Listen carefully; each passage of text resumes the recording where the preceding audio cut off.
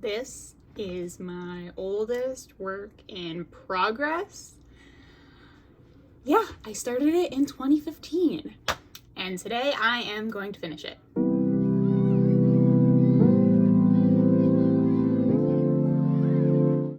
Hello, I'm Emrose and welcome to my channel. Today we're doing a little work in progress in chat where I finish my oldest work in progress.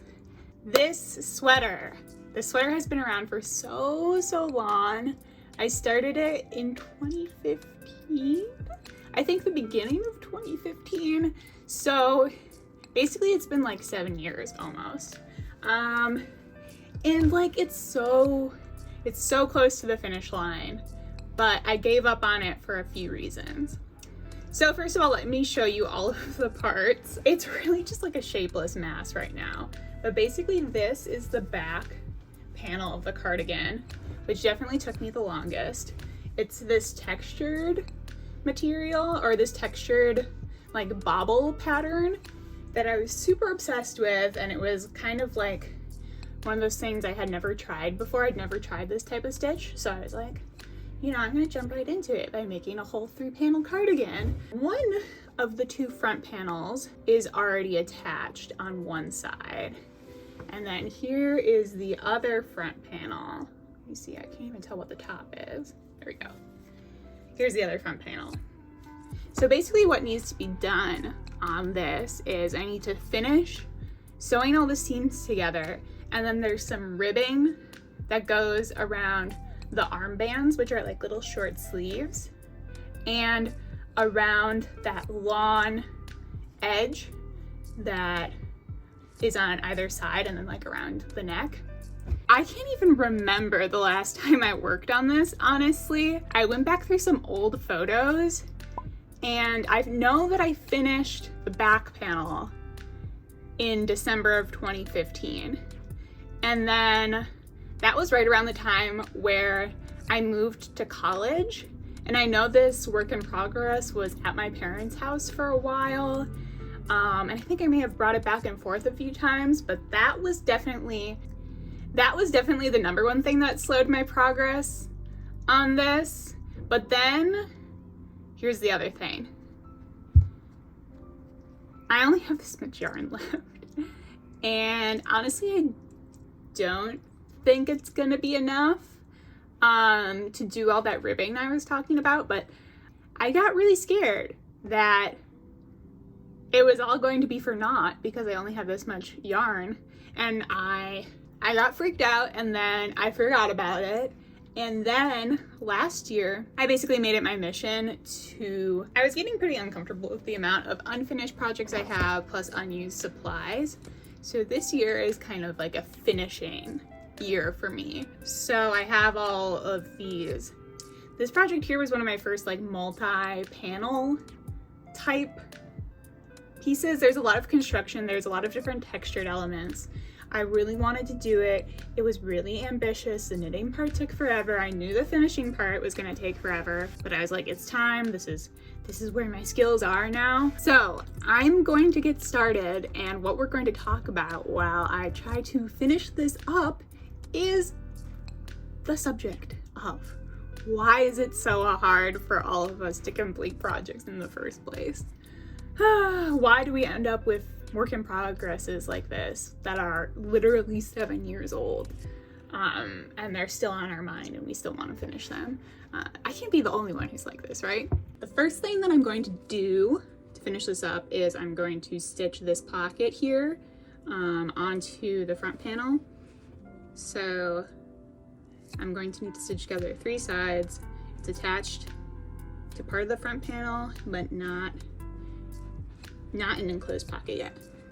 And then we're going to talk about this phenomenon of unfinished projects, our grand ambitions at the beginning that slowly fade away or even crash and burn sometimes. I used to spend a lot of time going to garage sales, craft resale stores, craft swaps, like community events where people bring supplies that they're no longer going to use, and then they put them all kind of in a room and people get to pick out whatever they want in exchange for their donations. I haven't been to one of these in a while, but for a long time I would pick up people's old projects, you know, 3/4 of the way finished, or supplies that were clearly, you know, bought with such great intentions and then swiftly abandoned. So, you know, sketchbooks that have like 3 pages filled out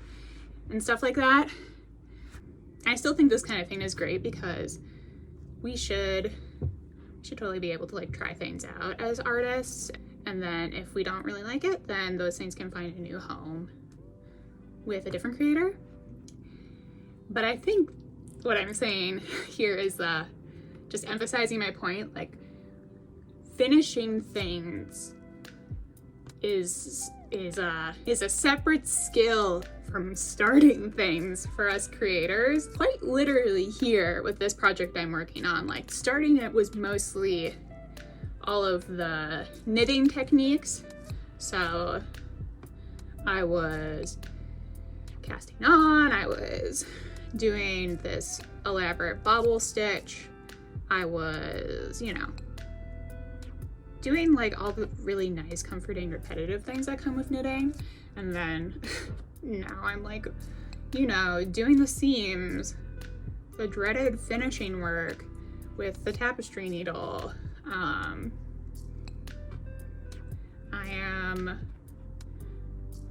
am weaving in all the ends. Oh my gosh, like for some reason those skills seem a lot more boring, I think, to a lot of knitters. But I also think that there's a certain struggle in just getting started on them because you do them like inherently less often. I already don't like how this looks. What am I doing wrong? Ugh, it's been so long since I've done any of this. Hold on, picking back. That just like emphasizes what I was saying, right? Like this is a separate skill from the knitting part. I really have like the muscle memory down for knitting, but I practice these finishing skills so much less often, and my brain is kind of wired to like reject things that I don't feel that I am as good at. So lately, just in everything I've been working on, I've been telling myself that I need to practice finishing, and that's been kind of like blowing my mind and shaking up my mindset a little bit. I think with something like knitting, like I was saying, it's kind of obvious, like the difference in skills in this finishing step. But with some other projects, like the novel I'm working on, I feel like there's sometimes this kind of assumption we have that we just like arrive at the end very naturally, as the story sort of dictates, as it's been the thing that we've been building up to all this time through the writing. But truth be told, I have written so many stories starting at the beginning. You know, that's typically where you start, or where many writers start, I would say. And a lot of those stories I never write fully, you know? So essentially I've written a lot more beginnings than I've written ends, and I think my beginnings are better because of that. Like I need to practice the act of, you know, writing that end. And I think that is kind of a uniform problem with everything I'm creating right now. I haven't taken as many projects to their complete polished conclusion as I would like. So 2021 is kind of the year of me doing that more. This yarn just has a really plasticky feel. It's not like my least favorite acrylic out there. It has some like pretty nice drape, honestly, but it like makes my hands very sweaty. But the weird, scratchy, sweaty uncomfortableness of this yarn definitely falls into the category of difficulties I did not expect when the idea was bright and shiny and new in my head, when I had my little pattern printed out and I was like, this is gonna be the cutest sweater that I've ever made. I think when I start projects, there's so much like joy and hope. That sense of enthusiasm and optimism is like a lot easier to have when you don't know all of the practical difficulties of the project. Oh my god. Buddy. I think there's sort of like a rush when it comes to starting new things, because every new thing has the potential to be like the greatest project you've ever worked on, but things that you've already started that have already had some serious issues don't have that sparkle. Looking back on a lot of my art and other projects over the past like 10 years, I think I was a chronic like starter or a chronic like idea haver without really executing any of those things or completing any of them, because that initial excitement about the project was the only thing I was in it for, you know? And sometimes if things like went a little bit awry, I was like, oh, well, good thing I had this other bright new shiny idea. I'm gonna go work on that now. So I finished one pocket, looking good, I gotta say. This is a really cool thing about this cardigan pattern. Like, I love how there are going to be these nice spacious pockets. It's going pretty well. Like, I thought I could get casting on the knit stitches within a couple hours. I do think it's going to take me a little bit longer than that. Here's another thing. When I started this, my tastes were changing pretty rapidly. My taste in like what I wanted to knit or create in general, and also my personal style. Maybe this is because I was a teenager. I don't know. This might not be a distinctly creator thing. It might have been because I was 18, but I had this vision of myself at the time that was all like earthy and comfy and casual, and this was like the perfect pattern for that because it's like a textured lawn cardigan, right? So and I picked this neutral color to work with the idea that I would be able to wear the finished piece with just a ton of different outfits. And then of course I like chopped off all my hair and started dyeing it a million different bright colors like purple and pink, and like completely departed from that earthy vibe. Fortunately for me, I have fully swung around. I still love bright colors, but I am feeling the like Bilbo Baggins wandering around in his little patchwork dressing robe kind of vibe, like all of that. And I'm really getting that from this kind of lumpy brown garment.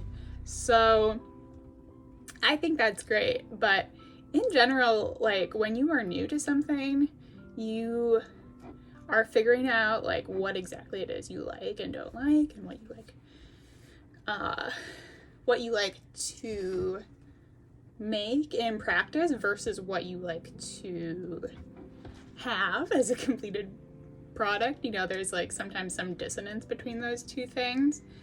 And so in that like period of creative growth, at least for me, my tastes and opinions were always in flux. Like they were not very stable. So that really made it all the easier for me to be like distracted and fascinated by the newer ideas instead of like sticking with one thing that I was already kind of bored of. Yeah, it makes it really hard to finish anything when you're in that mindset. I think I'm a little bit less all over the place now, but if you follow me on Instagram, you know that I'm still kind of figuring things out, and I'm still like, you know, I'm painting, I'm doing this fibercraft stuff, I'm working on 2 novels, my interests and my energy are spread pretty far wide. I think the difference is now I feel personally a little bit more certain in those things. I'm quite certain that I like them, and I'm quite certain that I've had enough experience in them at this point that I will continue to like them. I think there are kind of phases of this, and right now I'm trying very hard to be, like I said, in that like follow through and completion phase of creating, because it's something I want to prioritize and practice right now. I feel the idea is sort of building up, and that might come back around for me, you know, like in a 6 months or a year, I might be more into or more drawn to, you know, starting more things. It's coming together. So I finished up the side seam and I did the other pocket, which is shorter than the first pocket. I think if I remember right, that's because I was trying to save some yarn, because remember, this is all we've got for the ribbing, but okay. I think I kind of look like Hiccup from How to Train Your Dragon, but that's okay.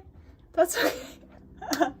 So I have to finish up the 2 top seams, and then I'll try to cast on some of the ribbing today. This might go until tomorrow.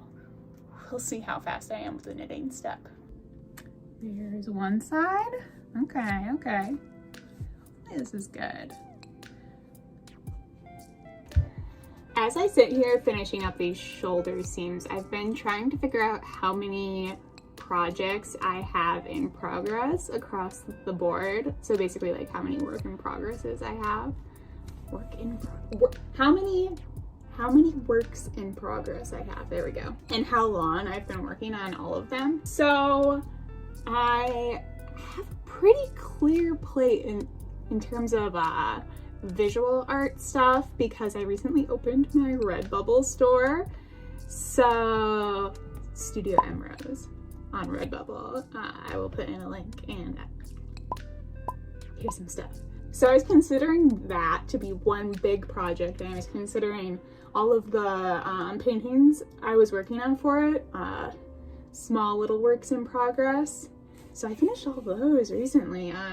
Feels great. It feels like something, it was a big goal of mine, you know, and something I'm really proud of now. And I'm excited to kind of grow it and add some more visual art up on there in the future. So there's that. I think I've actually whittled down quite a few things lately, but I am working on a revision of a novel. I believe I started that in 2017, possibly 2018. I think it was 2018.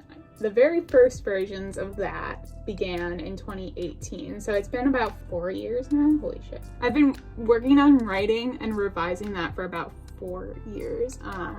And wow, like, that's a long time, right? I was finishing up school, so it's not like I was able to pour necessarily the most amount of time into it. And honestly, it's probably the most challenging anything that I've ever done. I think I bit off a lot.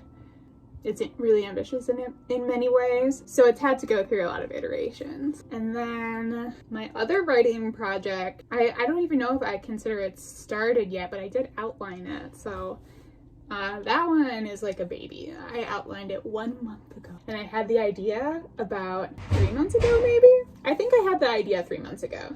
I'm really curious to know if you all consider ideas, like ideas that you are actively formulating and working on, and you know that they're things that you want to make or create or write, anything like that. I want to know if you consider those to be works in progress, or where you consider the start of a work in progress to be, in other words. So yeah, that's a great question. Like, how many works in progress do you have, first of all? Second of all, how long have you been working on them? And then, like, do you consider ideas that you haven't even put like pen to paper on, or you haven't drawn the first sketch, or you haven't like, you know, cast on the stitches, do you consider those works in progress? Like, what's the distinction there? It's about 3 hours since I started this afternoon. It's not bad. I kind of built up all this stitching as an insurmountable task that I would have to do.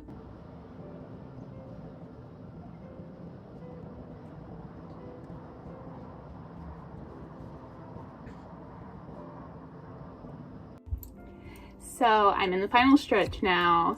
I'm working on one of the ribbed cuffs for one sleeve, and I might actually make it with this amount of yarn. At the very least, it will have cuffs on both sleeves, which I think is the most essential part. So I'm gonna work on this tonight and probably do some finishing on it tomorrow, and I'll do a little reveal for you so you can see my extremely blobby brown cardigan look. But I wanted to finish up with just like my last few thoughts about completing projects and getting over this mental hurdle we have when it comes to reaching the end of a project. I think one of the things I struggle with is that when you finish something, you are admitting that you are done and you can't make it any better. And that can be really tough. That can be tough when you're learning how to do something because you might be kind of bad at it. Your work might not be that cute, or it might be really messy or whatever. So I think a lot of times, like if I'm working on something like this, I hope I am improving along the whole way. And I'm relying on that momentum to help me actually complete it. Sometimes it's just too much of a mess. And then there are other kinds of projects that you can just keep tinkering with forever. Writing really comes to mind for that one because there are pretty much like infinite drafts that you can do, and I think it's really common, even for published authors, to rely on, you know, externally imposed factors like their publisher saying, oh, we need to send this, you know, to copy edits, we need to send this to the printer right now. Like that is the thing that prompts these writers to say, well, okay, it's done because it has to be, you know? It's pretty tricky. I'm trying to get to the point where I'm comfortable with finishing something, knowing it is messy or bad in some way, and still, you know, being able to move on from that, or maybe even like show it to the world. It's one of the strategies I've been using lately. Like I've been posting a lot to social media, pretty much no matter how I feel about how a piece of artwork or a project or whatever is turning out. I've been trying to, it's kind of weird to say, but like focus on quantity over quality on there, just so I don't become too much of a perfectionist. You know, I don't want to be too precious with my work anymore. I think that was something I struggled with for a long time, and I was waiting for myself to like achieve this expert status, but that is like a lifetime project, and it's also not really like what anybody expects of anyone else. I like when I look at other creators' work, I actually really like seeing things that they maybe don't know how to do very well, or things that they mess up on, or things that they are trying out for the first time, and other stuff like process pictures and behind the scenes and all that. Like I am so drawn to that, but for some reason with myself I am like, no, I must be perfect. I have a complete double standard there. So I'm trying to back away from that and kind of just I'm backing away from that mindset, and I'm kind of trying to do that thing like I mentioned at the beginning of this video. I'm trying to practice the act of finishing and get more used to that, and get more used to moving on to the next thing, not because I am upset at something that is still in progress, but because I have actually said, okay, that's the end. I'm ready to do another thing. This is also an effort for me to, you know, only have like maybe 2, maybe 3 major works in progress at once instead of like 5 or 6. I think it'll be less overwhelming. So that night I finished up the cuffs with the help of Smokey here. Here's what the finished product looks like on me before I blocked it. threw it in the washer and then the dryer, which really helped to start softening up the garment. And then I took my iron and steam blocked it. Now, this isn't a tutorial. You really have to be careful if you want to do this, but it's a great technique for softening up acrylic yarn. And here is the final look.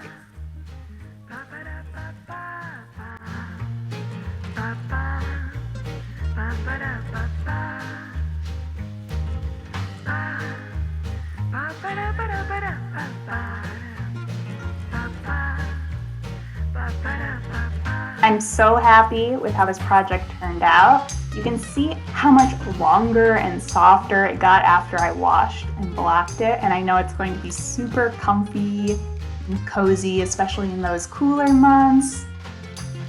Thank you for joining me on this journey to finish my oldest work in progress. I hope you had some time to relax or maybe even create something of your own. If you'd like to support the channel, please like and subscribe down below. And until next time, this is Emrose. Thanks so much. Bye-bye.